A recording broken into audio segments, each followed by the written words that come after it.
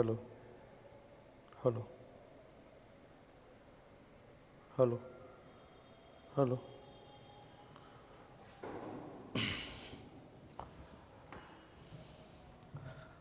Hello everyone, welcome to my channel Vidya classes physics with Amarjeet sir. और आज की इस वीडियो में आप लोग को पब्लिक पढ़ाएंगे सबको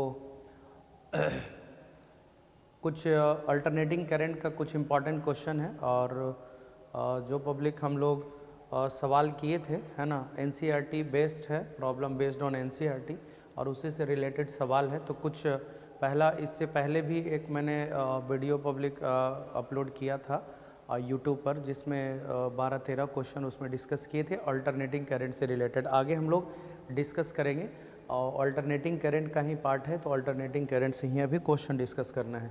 टोटल बहुत सारे क्वेश्चन है पब्लिक, तो हम प्रयास करेंगे आप लोग को इस वीडियो के माध्यम से ही इसको सॉल्व करने का, ठीक है। ज़्यादा से ज़्यादा आप लोग इसको समझें और जितना बार हो सके पब्लिक समझिए, है ना, अच्छी बात है। तो चलिए हम लोग डिस्कस करते हैं। और सबसे पहले इसमें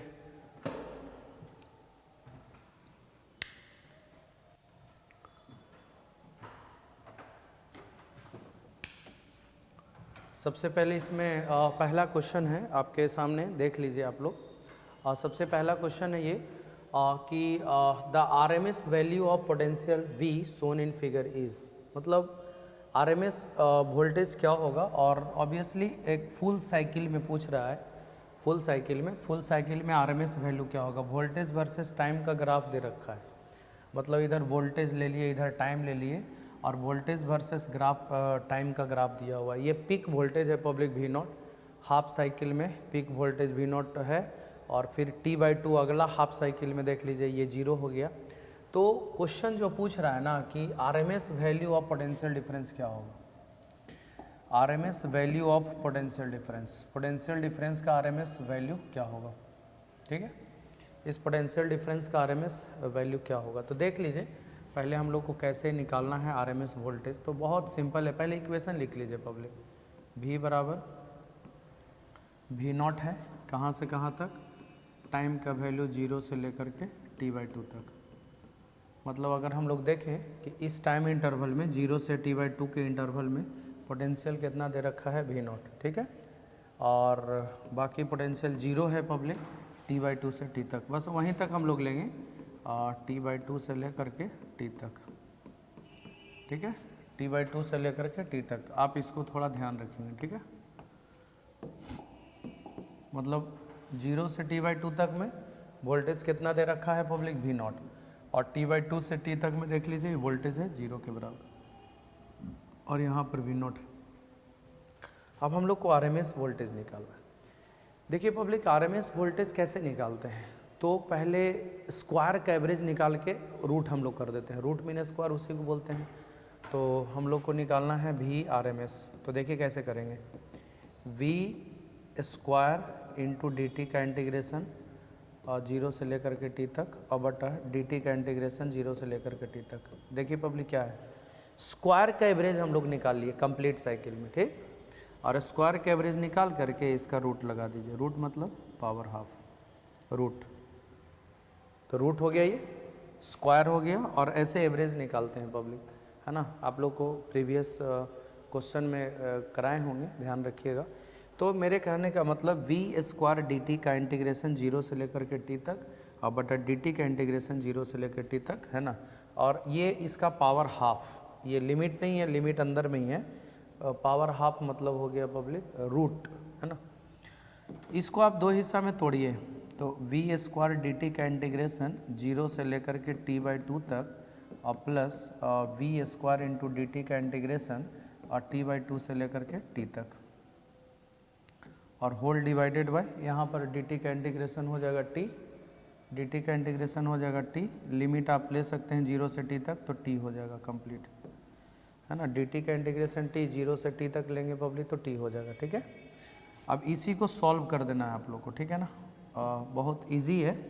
अब देखिए 0 से T/2 तक में V का वैल्यू कितना दे रखा है, तो 0 से T/2 तक में V का वैल्यू दिया हुआ V0, तो यहाँ पे हो जाएगा V0 का स्क्वायर इंटू डी टी का इंटीग्रेशन 0 से लेकर के t/2 तक और प्लस ये 0 दे रखा है पब्लिक। t/2 से t तक में देखेंगे तो v का मान कितना दे रखा है 0, तो यहाँ 0 रखेंगे तो ये 0 हो जाएगा पूरा टर्म और होल डिवाइडेड बाई t बचेगा। ठीक है, तो यहाँ से v0 का स्क्वायर बाहर कांस्टेंट है तो बाहर, और dt का इंटीग्रेशन हो जाएगा t पब्लिक, लिमिट 0 से लेकर के t/2 तक और होल डिवाइडेड बाई t।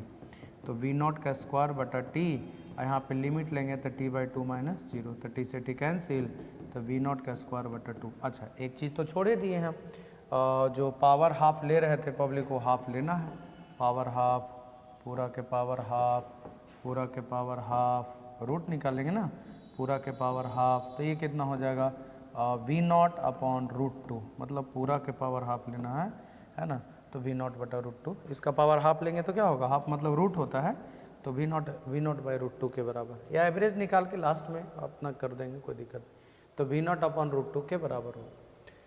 तो तोड़ तोड़ के आपको बनाना होगा। हम इससे पहले वाला जो क्वेश्चन बताए हैं वो कुछ ऐसा ही है, मतलब इससे पहले वाला क्वेश्चन जो बताए हैं पब्लिक प्रीवियस वीडियो में, आप लोग देख लीजिएगा। ठीक है, नेक्स्ट क्वेश्चन नंबर 15 के बाद ये है, फिर उसके बाद में देख लीजिए पब्लिक ये क्वेश्चन क्या बोल रहा है।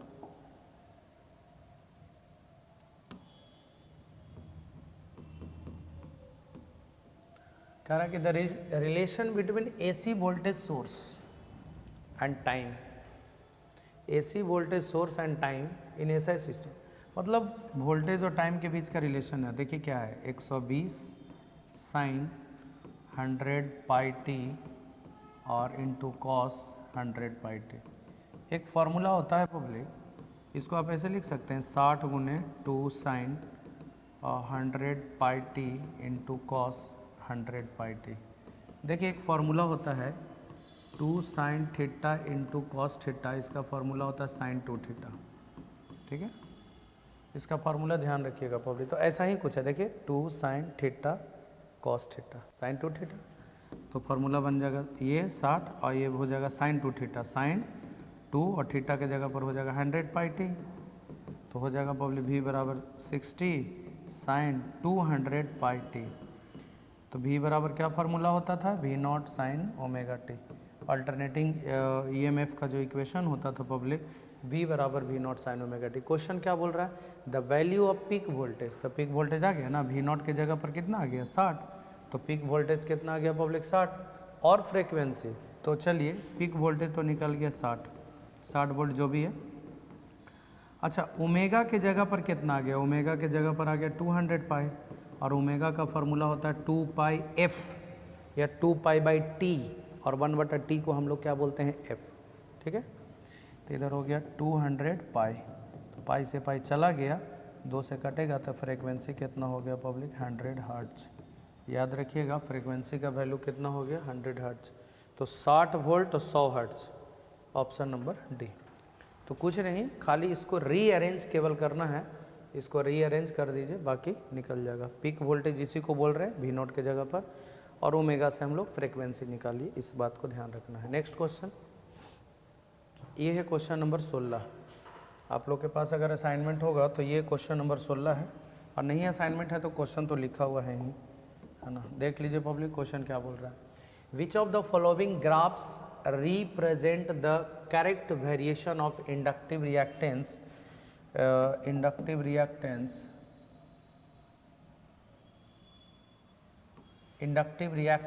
XL with frequency, XL with frequency।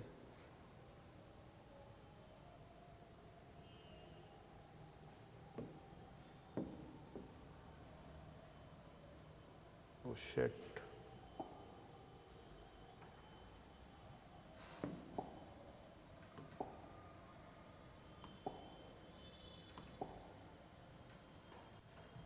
हम ये बता रहे थे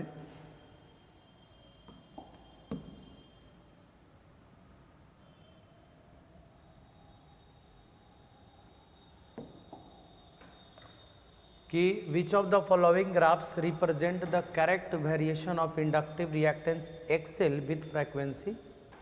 देखिए इंडक्टिव रिएक्टेंस आपको पता होगा पब्लिक, ये इंडक्टर है ना, इसी को इंडक्टर कहते हैं।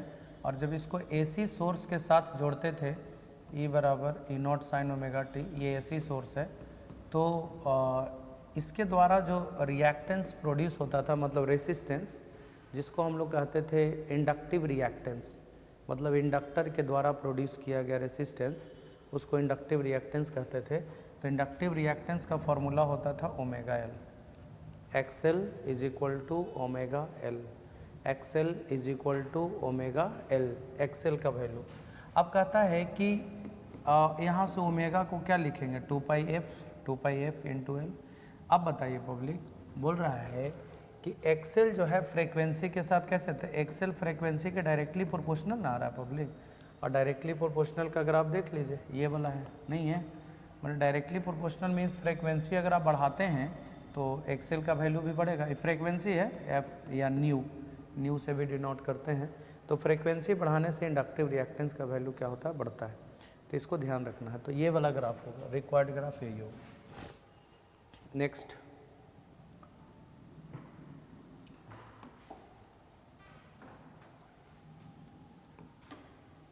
ये क्वेश्चन क्या बोल रहा है, इसको ध्यान दीजिएगा। ये 44 मिली हेनरी इंडक्टर है, एक इंडक्टर है पब्लिक, देखिए ये इंडक्टर है, और इंडक्टर का इंडक्टेंस दे रखा है 44 मिली हेनरी। मिली का वैल्यू होता है 10 टू द पावर -3, है ना, और उसको कनेक्ट करते हैं 220 वोल्ट 50 हर्ट्ज के AC सप्लाई से। एक AC सप्लाई से जोड़ दिए, और AC सप्लाई में 220 वोल्ट और 50 hertz, 220 volt 50 hertz AC supply से जोड़ दिए। तो कहता है RMS करंट क्या होगा। तो देखिए पब्लिक, सबसे पहला चीज़ हम पहले ही बता चुके हैं कि जो सोर्स वोल्टेज होता है ना, वो RMS वोल्टेज होता है। This is the RMS voltage 220 volt. लेकिन हम लोग को क्या निकालना है, RMS करंट। तो पहले तो रेसिस्टेंस निकालना होगा ना, और ये है इंडक्टर, और इंडक्टर के द्वारा जो रेसिस्टेंस प्रोड्यूस किया जाता है XL बराबर ओमेगा एल, और ओमेगा का फॉर्मूला होता है 2 पाई/T, 1/T को F बोलते हैं इंटू एल। तो 2 पाई, F का मान 50 और L का मान देख लीजिए 44 गुने 10 के power -3। This is the XL. XL मतलब इंडक्टिव रिएक्टेंस, इतना ओम रेसिस्टेंस हो गया। ये वोल्टेज, ये रेसिस्टेंस, आपको क्या निकालना है, IRMS। तो करंट का फॉर्मूला होता है वोल्टेज बटा रेसिस्टेंस, वोल्टेज बटा रेसिस्टेंस। तो वोल्टेज कितना दे दिया पब्लिक, 220 वोल्ट, और रेसिस्टेंस कितना आया, तो देख लीजिए 2 पाई 50 गुने 44 गुने 10 के पावर -3। इसको सॉल्व कर सकते हैं, 44 5 बार में कट जाएगा, 10 बार में कट जाएगा, 100 बटा 2 पाई कैंसिल, 50 बटा पाई। अब पाई का वैल्यू आप रख देंगे 3.14, करीब करीब 16 48, 16-15 के आसपास, ठीक तो है, 15.9 एम्पियर के बराबर आएगा। मतलब जो भी डिवाइड करने के बाद आता है वही आपका आंसर हो जाएगा। एकदम सिंपल क्वेश्चन था पब्लिक। पहले हम लोग VRMS दे रखा है, इसका रेसिस्टेंस निकालिए कि इंडक्टर कितना रेसिस्टेंस ऑफर करेगा। तो इंडक्टिव रिएक्टेंस का फॉर्मूला इतना, और करंट निकाल दिया हम लोग। Okay, next.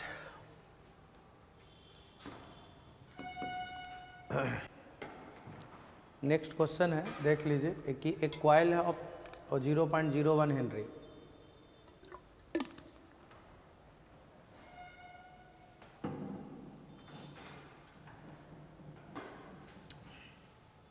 एक कॉइल है पब्लिक, जिसमें एक इंडक्टर है और एक रेसिस्टेंस है। ज़रा गौर से देख लीजिए आप। अगर आपको सीरीज LCR याद होगा, पढ़ाए हैं, इधर करंट और इधर होता था पब्लिक VC, इधर होता था VR और इधर होता था VL, याद होगा आप लोग को, है ना। तो जो सर्किट है ना, जिसमें क्या लगा हुआ है, इंडक्टर, मतलब ये वाला है, और है पब्लिक क्या, रेसिस्टर। तो रेसिस्टर में देख लीजिए, इधर VR हो गया, इधर VL हो गया, इसका ज़रूरत नहीं है, कैपेसिटर नहीं है, हटाइए। अब ये दोनों का रिजल्टेंट वोल्टेज किधर होगा, तो ये दोनों का, पहली बात रिजल्टेंट वोल्टेज, दोनों की मदद से एक पैरेललोग्राम इधर हो जाएगा रिजल्टेंट वोल्टेज, और ये एंगल हो गया फाई। तो पहले हम लोग वोल्टेज और करंट के बीच का हम लोग एंगल निकालेंगे कि कितना होगा, मतलब कितना फेज का अंतर है।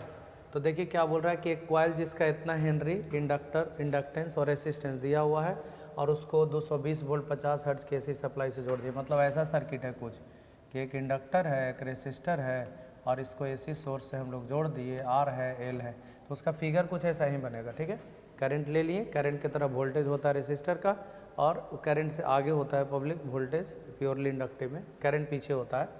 तो कहता है the time lag between maximum alternating voltage and current.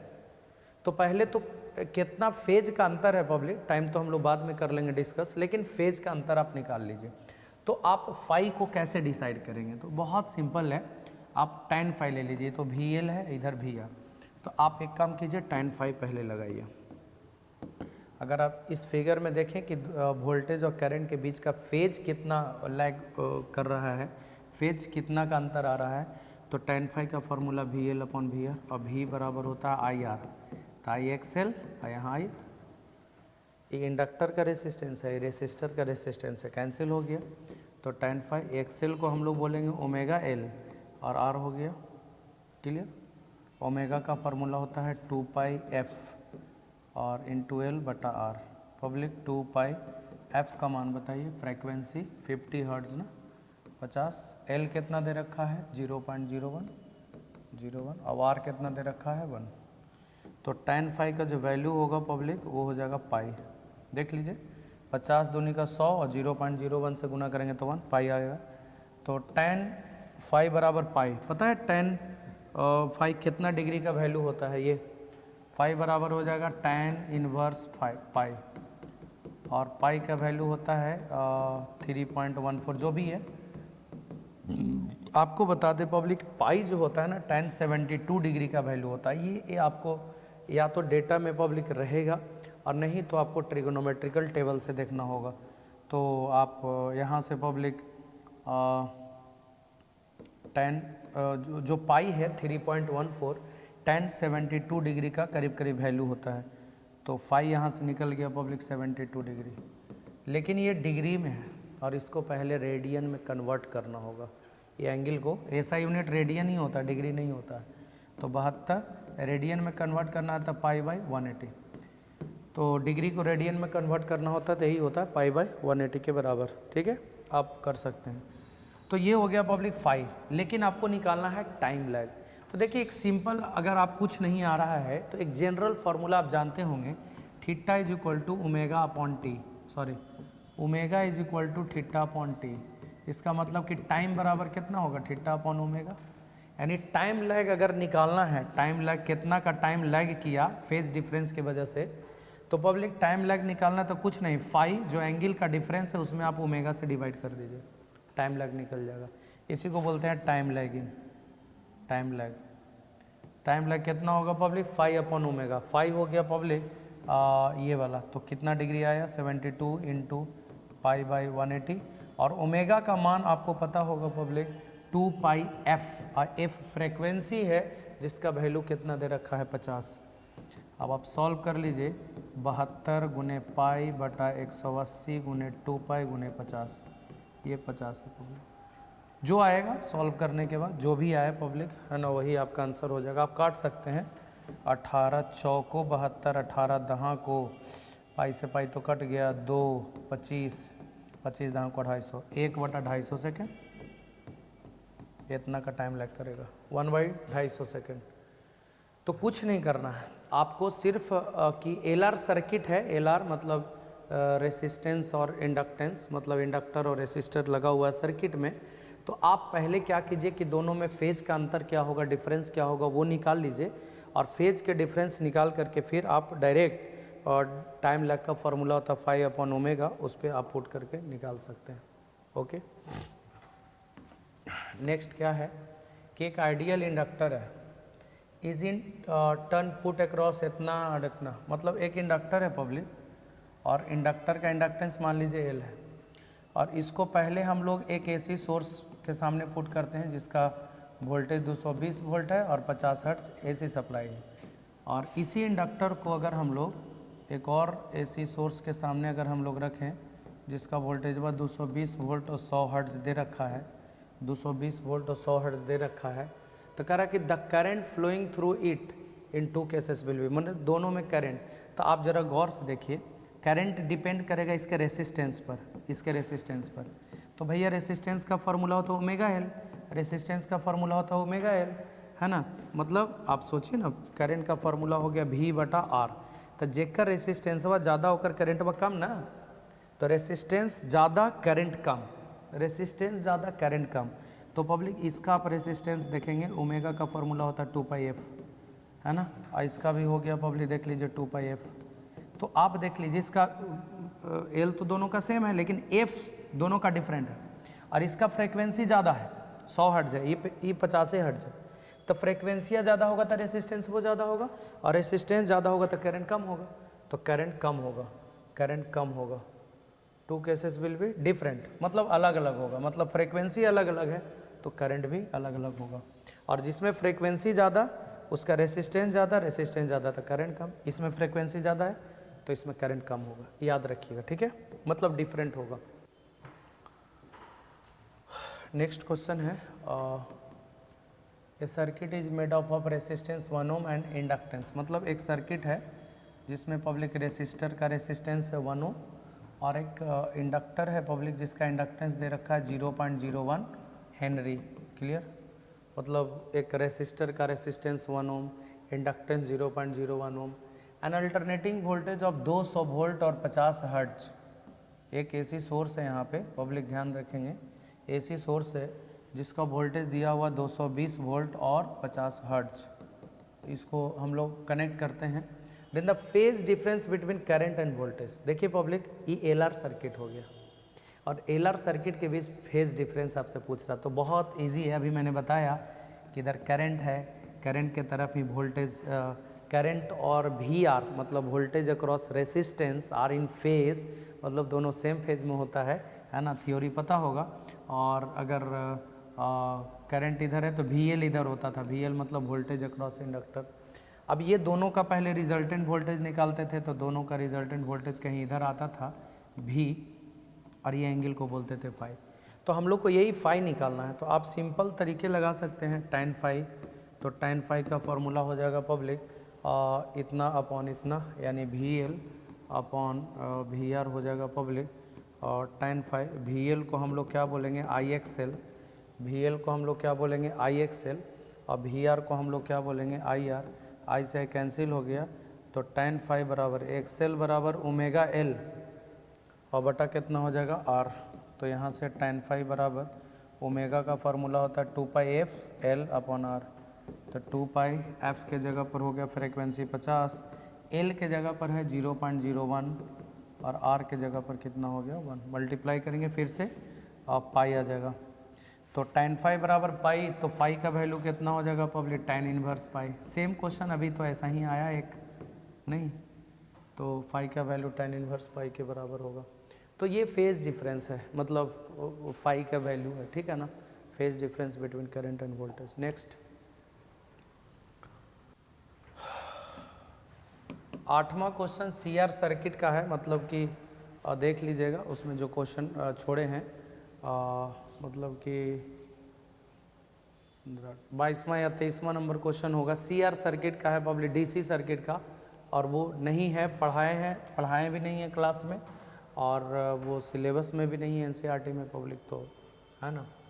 तो चलिए वो क्वेश्चन को हम छोड़ दिए हैं। 5 माइक्रोफैराड का एक कैपेसिटर है, उसको कनेक्ट करते हैं इतना, तो सिंपल है, कैपेसिटर है कितना माइक्रोफैराड का, 5 माइक्रोफैराड का, और उसको एक AC सोर्स से हम लोग जोड़ दिए हैं पब्लिक, और AC सोर्स कितना दे रखा है 220 वोल्ट और 100 हर्ट्ज, ठीक है, 220 volt 100 hertz AC। The capacitive reactance मतलब XC निकालना है, तो ये तो सिंपल है ना, कैपेसिटर के द्वारा प्रोड्यूस किया गया रेसिस्टेंस। तो कैपेसिटर के द्वारा कितना रेसिस्टेंस होता है XC बराबर 1/ओमेगा C। तो 1/ओमेगा का फॉर्मूला 2πf इंटू C, तो XC बराबर 1/2πf। फ्रीक्वेंसी हो गया 100, फ्रीक्वेंसी हो गया 100, और C की जगह पर कितना हो गया 5 माइक्रो, माइक्रो का वैल्यू 10 के पावर -6। तो इसको आप मल्टीप्लाई कर सकते हैं, 6 2 0 कैंसिल हो जाएगा, यानी 10,000, 4 को 0 बचेगा ना, और 5 दूनी का 10 पाई, 1000 अपॉन पाई जो भी है, तो 1000 में पाई से डिवाइड दीजिए तो 300 कुछ हाँ जो भी आए डिवाइड करने के बाद उतना आपका आंसर हो जाएगा, इतना ओम। रेसिस्टेंस है ना, कैपेसिटिव रिएक्टेंस मीन्स कि कैपेसिटर के द्वारा प्रोड्यूस किया गया रेसिस्टेंस। नेक्स्ट है, if a capacitor of 8 microfarad capacitor, if a capacitor of 8 microfarad, देख लीजिए कैपेसिटर है पब्लिक 8 माइक्रोफैराड का, ठीक है ना, और उसको कनेक्ट करते हैं 220 वोल्ट 100 हर्ट्ज के एसी सप्लाई से,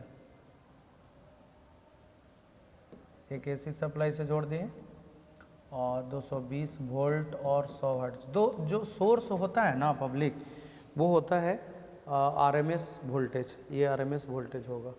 कहता है कि if the current passing through it in 65 milli ampere, मतलब आई आरएमएस दे रखा है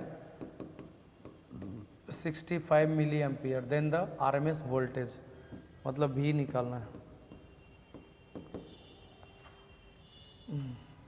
V बराबर आई आर, तो एक रेसिस्टेंस निकाल लीजिए, V बराबर आई आर।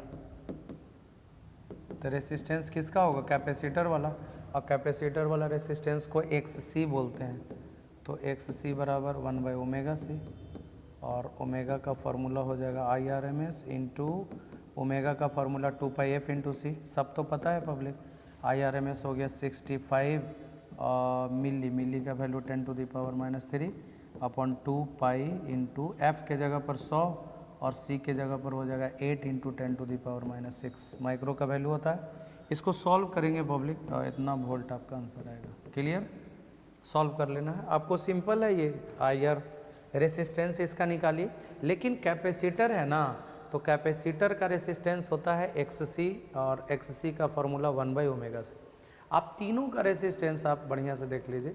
इंडक्टर का है पब्लिक, तो इंडक्टर का होता है ω/L, कैपेसिटर का होता है 1/ω/c, और रेसिस्टर का होता है R। तो ये चीज़ को आपको ध्यान रखना है, ठीक है। Next, which of the following graphs represent the correct variation of capacitive reactance XC with frequency nu,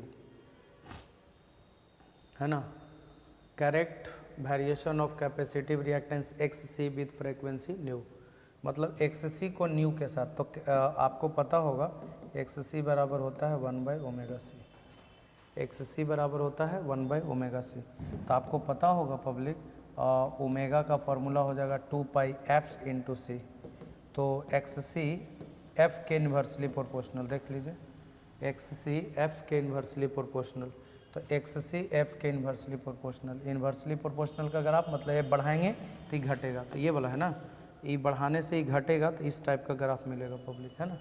तो ये होता है इन्वर्सली प्रोपोर्शनल है, मतलब कि जो कैपेसिटिव रिएक्टेंस है वो फ्रीक्वेंसी के इन्वर्सली प्रोपोर्शनल है, इस बात को ध्यान रखना है। तो इन्वर्सली प्रोपोर्शनल वाला ग्राफ देखें।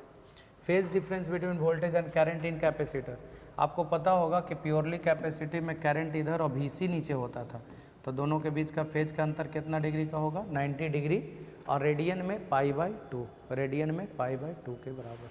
नेक्स्ट, ये भी सिंपल क्वेश्चन है, बना सकते हैं इस क्वेश्चन को पब्लिक आप आराम से। 30 माइक्रोफैराड का कैपेसिटर है, 30 माइक्रोफैराड, ठीक है, और उसको हम लोग पब्लिक AC सोर्स से जोड़ दिए, और AC सोर्स दे रखा है 150 वोल्ट 60 हर्ट्ज। तो RMS वैल्यू ऑफ करंट, तो पहले तो VRMS तो मिल गया है, VRMS 150 वोल्ट, हम लोग को निकालना है IRMS।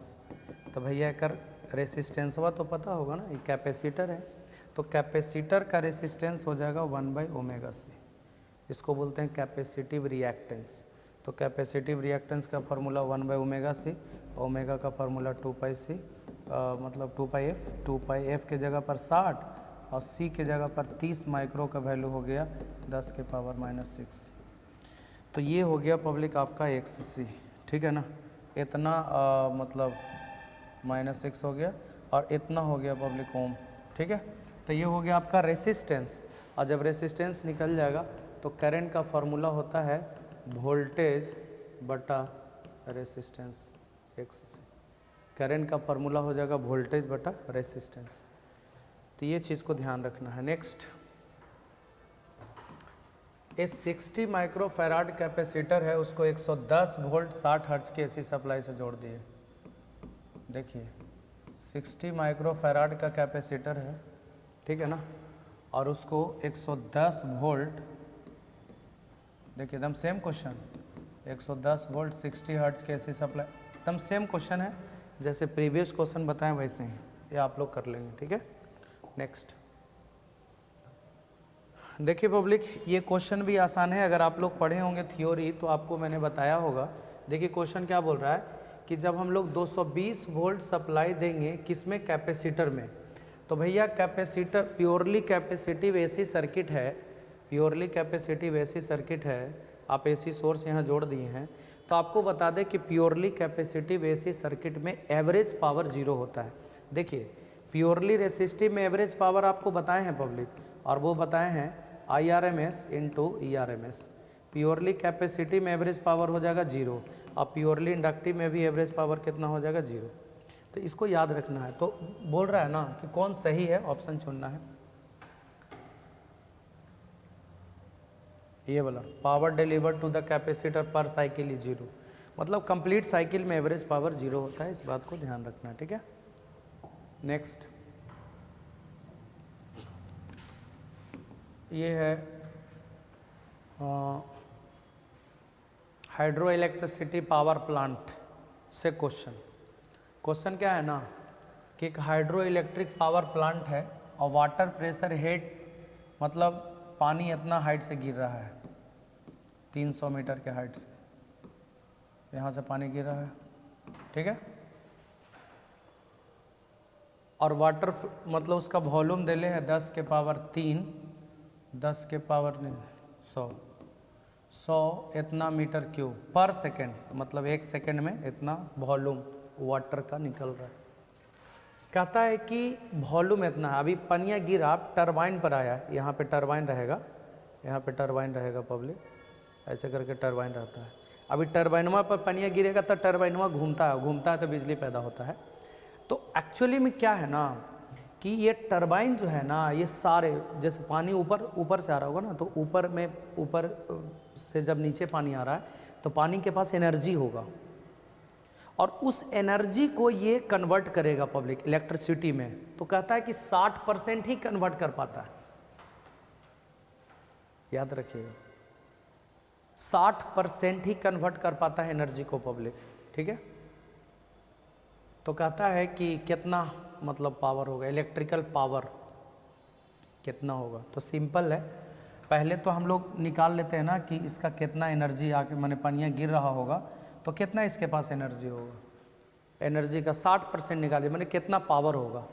तो देखिए पब्लिक, सिंपल पावर का फार्मूला होता है वर्क अपॉन टाइम, देखिएगा ध्यान से, और वर्क का फार्मूला होता है फोर्स गुने डिस्प्लेसमेंट। एक सिंपल आप लोग को फार्मूला बता देते हैं, इतना करने का ज़रूरत नहीं है, कि कितना इसके पास पावर होगा, कितना इसके पास पावर होगा। तो पावर का फार्मूला होता है पब्लिक प्रेशर गुने वॉल्यूम, प्रेशर गुने वॉल्यूम बाई टाइम, मतलब जो भी है प्रेशर गुने वॉल्यूम। अगर ये हम लिख रहे हैं तो देखिए प्रेशर का फार्मूला होता है फोर्स बटा एरिया, और वॉल्यूम का फार्मूला होता है एरिया इंटू लंबाई, एरिया से एरिया कट गया, फोर्स इंटू लेंथ क्या होता है work, force into displacement work होता है ना, तो फोर्स इंटू, तो ये बेसिकली प्रेशर गुने वॉल्यूम जो होगा ना वो एनर्जी है। तो हम बोल रहे हैं कि पावर कितना होगा, माने ऊपर से जो नीचे पावर आएगा वो, तो पावर आएगा पब्लिक प्रेशर गुने वॉल्यूम, और पानी का प्रेशर एच हाइट में होता है रो जी एच, ये फार्मूला आप याद रखिए। जैसे जैसे पब्लिक पानी का हाइट जो भी रहेगा पब्लिक, तो प्रेशर कितना होगा, जैसे मान लिया जाए कंटेनर है, एक कंटेनर में पानी है एच हाइट, तो यहाँ पर कितना प्रेशर होगा पानी का, तो प्रेशर का फार्मूला होता है रो जी एच, रो हो गया पानी का density, g acceleration due to gravity, H height और इंटू वॉल्यूम, और वॉल्यूम दे लेना है अकेले, वॉल्यूम बटा टाइम दे ले, तो टाइम होगा ना, वॉल्यूम बटा टी दे ले है, तो ये एनर्जी और बटा टाइम, तो पावर हो जाएगा, तो पावर ही निकल रहा है ये। तो देख लीजिए आप रखिए, तो पावर कितना मिलेगा, अच्छा हम लोग को जो मिलेगा पावर, वो पावर अवेलेबल कितना होगा पब्लिक हम लोग के लिए, तब पावर अवेलेबिलिटी जो भी है पावर अवेलेबिलिटी जो होगा पब्लिक वो कितना होगा, मैं आपको बता दूं कि जो भी पावर है रो जी एच भी का 60%, इतना ही ना हम लोग को मिल रहा है। जो गिरा उसके पास पावर था रो भी, मतलब पी प्रेशर, भी वॉल्यूम, और प्रेशर का फॉर्मूला होता है रो जी एच इंटू भी। तो रो हो गया आपका डेंसिटी 10 के पावर 3 दिले भी है, देख लीजिए पानी का डेंसिटी यही होता है 10⁻³ kg/m³। जी का वैल्यू 10, हाइटवा 300 और वॉल्यूमवा पर सेकेंड 100 पर सेकेंड, मैंने टाइम भी है 59/100 कैंसिल, कितना आ जाएगा 3 6 18 18 180 2 3 10 के पावर 6 इतना, तो वाट पावर नहीं निकला, तो 180, और इसको बोलते हैं पब्लिक 10 के पावर 6 को मेगा, तो मेगावाट, तो 180 मेगावाट के बराबर होगा पब्लिक। तो कुछ नहीं, आपको ये ध्यान रखना है कि पानी जब ऊपर से नीचे गिरेगा तो उसके पास एनर्जी होगा पी भी, पी प्रेशर, भी वॉल्यूम। प्रेशर हो गया पब्लिक का फार्मूला हो गया रो जी एच, हाइट के साथ प्रेशर होता है रो जी एच और इंटू भी, इतना आपको याद करना है, ठीक है, दैट्स ऑल। नेक्स्ट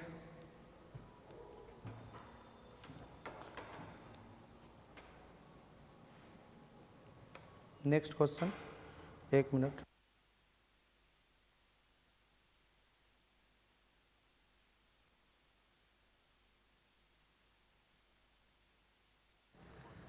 हाँ तो देखिए यहाँ पे क्या है कि एक अल्टरनेटिंग करंट है, अल्टरनेटिंग करंट है, अल्टरनेटिंग वोल्टेज है, अल्टरनेटिंग वोल्टेज गिवन है, क्या है गिवन देख लीजिए, V is equal to 200√2 sin 100t,